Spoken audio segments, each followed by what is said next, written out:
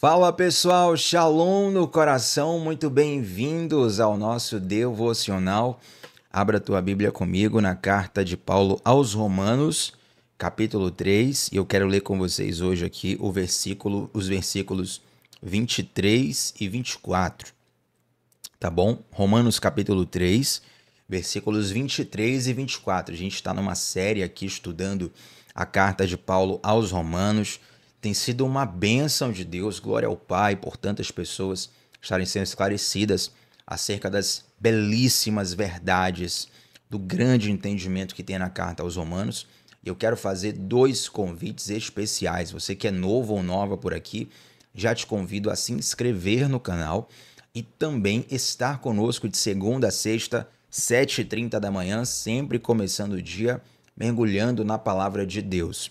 E olha o que diz, gente, Romanos capítulo 3, versículos 23 e 24. Pois todos pecaram e estão destituídos da glória de Deus, sendo justificados gratuitamente por sua graça, por meio da redenção que há em Cristo Jesus. Mais uma vez, pois todos pecaram e estão destituídos da glória de Deus, sendo justificados gratuitamente por sua graça, por meio da redenção que há em Cristo Jesus. Se você está nos acompanhando aqui desde o início dessa série, já percebeu que Paulo, no capítulo 1, ele fala sobre a depravação dos gentios, aqueles que estão pecando deliberadamente, a céu aberto, digamos assim. Mas ele também enfatiza o pecado do povo de Deus, dos judeus, aqueles que receberam a revelação divina, mas que mesmo que com essa revelação não guardaram a fé e pecaram também contra Deus. E Paulo ele vai chegar aqui, gente, no capítulo 3, a primeira grande conclusão dessa carta. Assim afirmam vários teólogos.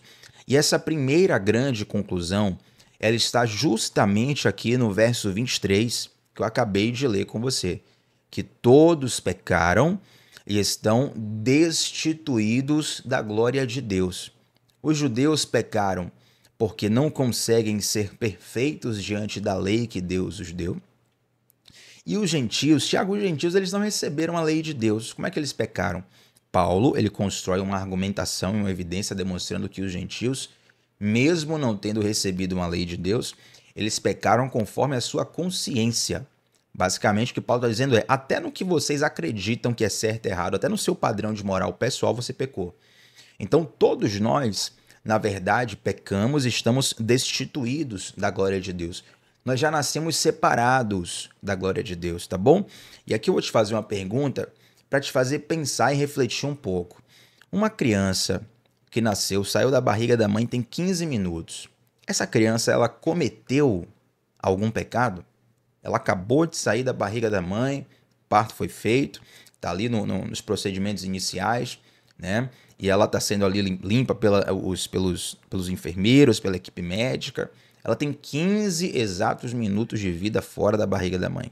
Essa criança cometeu pecado, sim ou não? Eu penso que essa criança não cometeu pecado, tá? Mas por que a Bíblia fala que todos pecaram e estão destituídos da glória de Deus? Te fazer pensar numa coisa. Mesmo uma criança que nasce e, por exemplo, morre logo no seu nascimento, né? E aqui minhas condolências para quem passou por isso. A minha mãe teve uma gravidez onde o bebê nasceu e, infelizmente, morreu ali no momento do parto, né? A nossa família passou por essa situação também, então não me dessensibilizo com isso. Mas, embora essa criança não tenha cometido um pecado deliberado, ela já nasce com a natureza pecaminosa. Tanto é que você não precisa ensinar a uma criança a fazer o mal. A natureza dela já é inata para isso. Na verdade, você precisa ensinar uma criança a fazer o bem. Quem é pai, quem é professor, quem é tutor de criança sabe muito bem o trabalho que dá você ensinar a criança a fazer o correto, a fazer o bem. Já o errado, o mal, você nem precisa ensinar. Por quê? Porque já é da nossa natureza essa inclinação para a maldade. Essa inclinação é semelhante a um carro desbalanceado.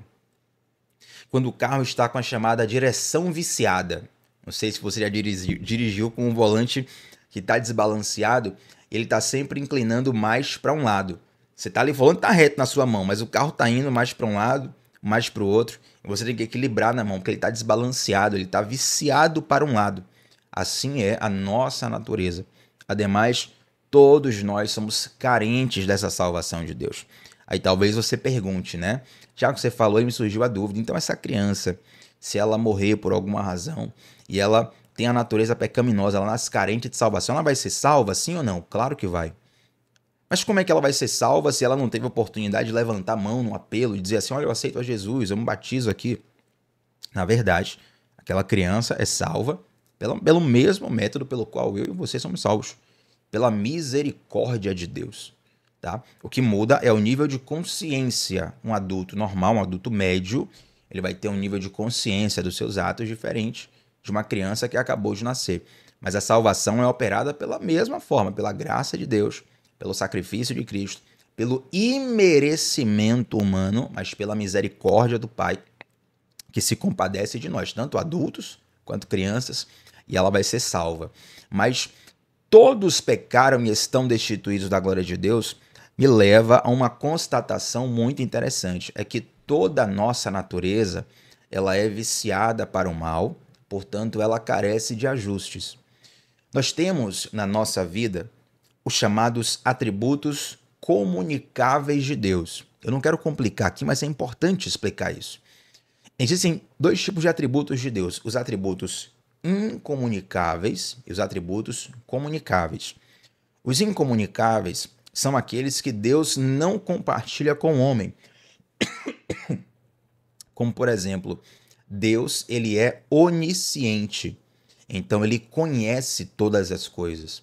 Nós só conhecemos as coisas em partes. E muitas, na verdade, a grande maioria das coisas, nós não conhecemos e sequer fazemos ideia que existe o que afeta a nossa vida. Tanto em termos de conhecimento científico, quanto também em termos de conhecimento espiritual. Deus conhece todas as coisas, nós só conhecemos em parte. Mas tem alguns atributos que são comunicáveis da parte de Deus, ou seja, Deus compartilha conosco. Então, embora nós sejamos criaturas caídas, nós podemos amar ao próximo. Tem várias pessoas que odeiam a Deus, são ateus. Tiago, não suporto falar em Deus, não suporto religião, não suporto Bíblia, mas eu amo minha mãe, mas eu amo meu filho, mas eu amo meu cônjuge. Eu trato bem as pessoas, eu respeito. Por quê? Porque alguns atributos de Deus foram comunicados a nós. Então existem resquícios dessa bondade, desse amor divino em nós. Porém, nós temos um caráter muito viciado pelo pecado que já faz parte da nossa natureza. Só que a resposta para esse, na verdade, a solução para esse grande dilema do versículo 23 está justamente no versículo 24, que diz assim, ó: sendo justificados gratuitamente por sua graça, por meio da redenção que há em Cristo Jesus. Então, nós pecamos, nós somos destituídos da glória de Deus, mas primeiro, nós somos justificados de graça pela graça. De graça porque é gratuito, pela graça porque é o favor imerecido de Deus. Cristo morreu numa cruz para que nós pudéssemos ser justificados diante de Deus e tivéssemos esse acesso novamente à presença de Deus, essa reconexão com o Pai. Agora tem um detalhe aqui.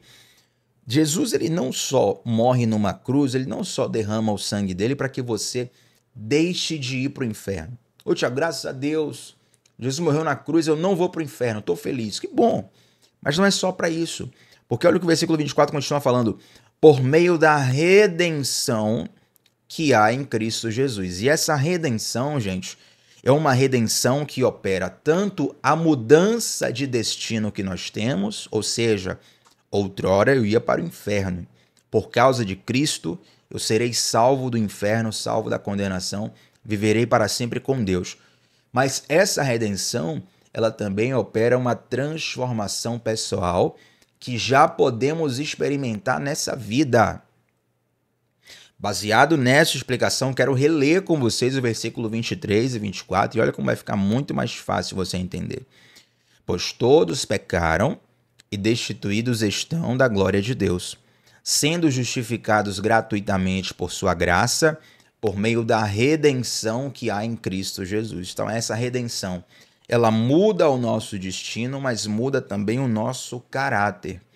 E é pela redenção de Deus, desculpe a redundância, que podemos redimir pensamentos, redimir emoções, redimir atitudes e até redimir o tempo. Quando você redime emoções, por exemplo, é o caso de você vencer um trauma. E vencendo esse trauma, você vai reeducar a sua alma de acordo com a palavra de Deus. Vamos para um exemplo básico? Conhece alguém que é extremamente agressivo? Provavelmente, a agressividade dessa pessoa, ela provém de uma experiência onde a pessoa sentiu medo e sentiu um estado de perigo. O medo e o estado de perigo fizeram ela ter uma reação da agressividade. E a agressividade dá uma sensação de proteção. Por quê? Porque a agressividade intimida os outros. Normalmente, as pessoas não querem mexer com quem é agressivo. Né? Você chega ali cheio de dedos para falar com a pessoa porque você não quer que a pessoa seja agressiva com você. Então, a agressividade cria essa barreira de proteção que inconscientemente a pessoa criou porque ela viveu um trauma de medo, um estado de perigo. Só que Deus, ele não quer que nós sejamos agressivos com as outras pessoas para nos proteger. O próprio Jesus fala assim, ó, aprendam de mim, que sou manso e humilde de coração. Um fruto do Espírito, lá em Gálatas capítulo 5, é a mansidão. E essa palavra mansidão diz respeito, era muito utilizada, a palavra no grego da mansidão era muito utilizada para um animal que era amansado, que era domesticado. Era uma fera, mas que por conta do seu treinamento ele passou a ser dócil, passou a ser manso. Então, quando a Bíblia nos fala sobre mansidão, a mansidão é justamente a redenção de um espírito agressivo. O problema é que muitas pessoas confundem mansidão com frouxidão. Não tem a ver com isso. Mansidão tem a ver com autocontrole. Você pode até ter a agressividade dentro de você, porque todo ser humano tem um potencial de agressividade, mas você sabe controlar aquela agressividade, ela não vaza descontroladamente. Então, quando você trata o seu medo, trata aquele seu senso de perigo, entende como aquilo se instalou dentro de você e consegue lidar com aquilo, você vai exercitando mansidão. Então, houve ali, neste momento, uma redenção de emoções. Entende? Eu dei esse exemplo para você. Poderia citar muitos outros aqui de redenções que acontecem no campo da emoção. Existem também redenções que acontecem no campo do pensamento, quando você muda padrões de pensamento que foram construídos por experiências pessoais, por influência cultural, e você passa a abraçar a palavra de Deus. Você tem uma determinada crença interior, e pode ser até uma crença limitante que te impede de avançar, ou pode ser uma crença equivocada aos olhos de Deus. Tá? E quando você, através da palavra, você começa a conhecer a pessoa de Cristo, você começa a conhecer de Jesus, começa a beber e a comer desse alimento espiritual que é a palavra de Deus, a tua forma de pensar ela vai sendo mudada, ela vai sendo transformada. Você agora está recebendo novas influências, está construindo um novo padrão de pensamento. Então isso também é uma redenção. Esse devocional ele vem para te dizer o seguinte: todos nós somos carentes dessa redenção de Deus. E é por isso que nós precisamos estar constantemente buscando comer e beber da palavra de Deus, para que a nossa vida seja diariamente redimida pelo Senhor. Isso é muito parecido como, por exemplo, alguém que sofre um acidente ou tem uma condição motora que ficou danificada por algum motivo e a pessoa vai para um fisioterapeuta.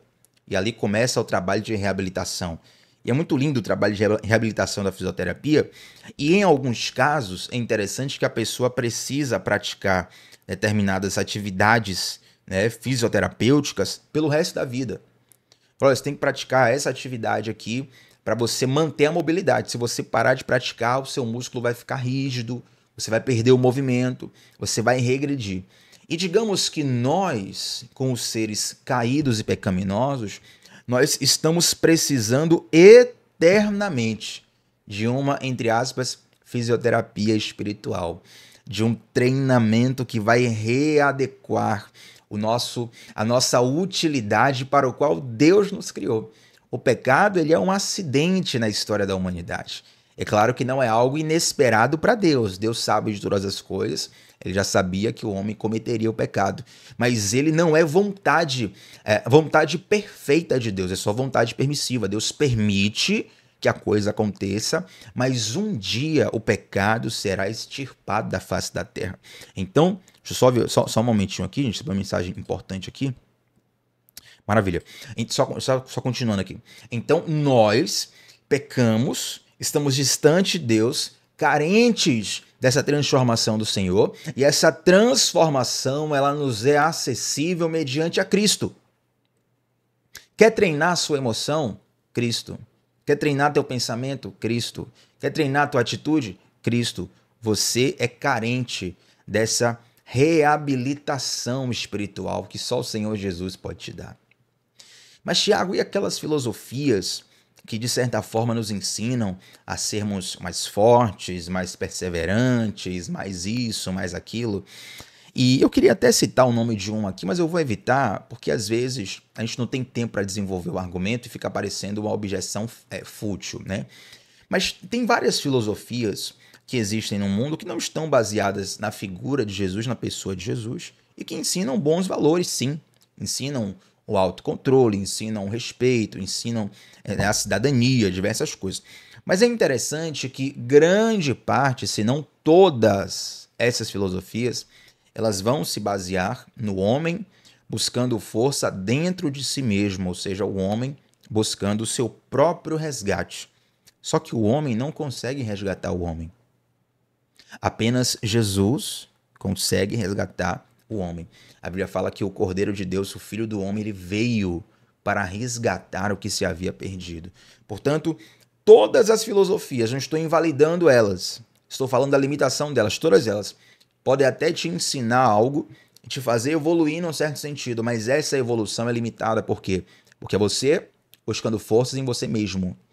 E você mesmo é limitado, você mesmo é fraco. O único que consegue te resgatar de você mesmo é o próprio Deus. O único que consegue te transformar e mudar coisas em você que nem você mesmo sabe que precisam ser mudadas é o próprio Deus. O único que consegue enxergar coisas em você que nem você mesmo enxerga é o próprio Deus. Então essa redenção que o ser humano precisa, ela só pode ser alcançada através de Jesus.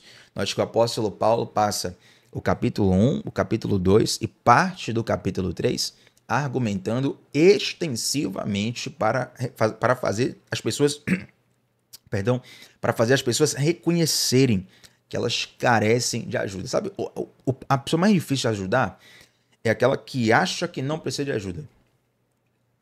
A pessoa mais difícil de ajudar é aquela que acha que não precisa de ajuda. Por quê? Porque ela rejeita a ajuda. Você tenta ajudar ela, ela toma até como ofensa. Né? Peraí, você está me ajudando por quê? Não preciso sair não, não preciso de ajudar não. Então fica muito difícil ajudar essa pessoa.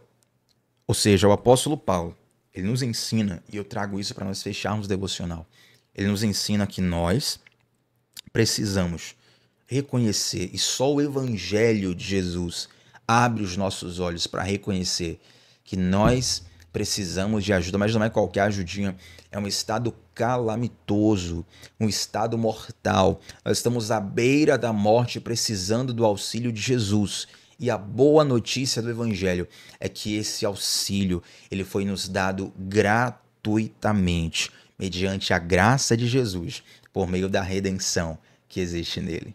Amém? Então quero ler com você mais uma vez o mesmo versículo do início, porque eu sei que agora vai ter um significado muito mais profundo no teu coração.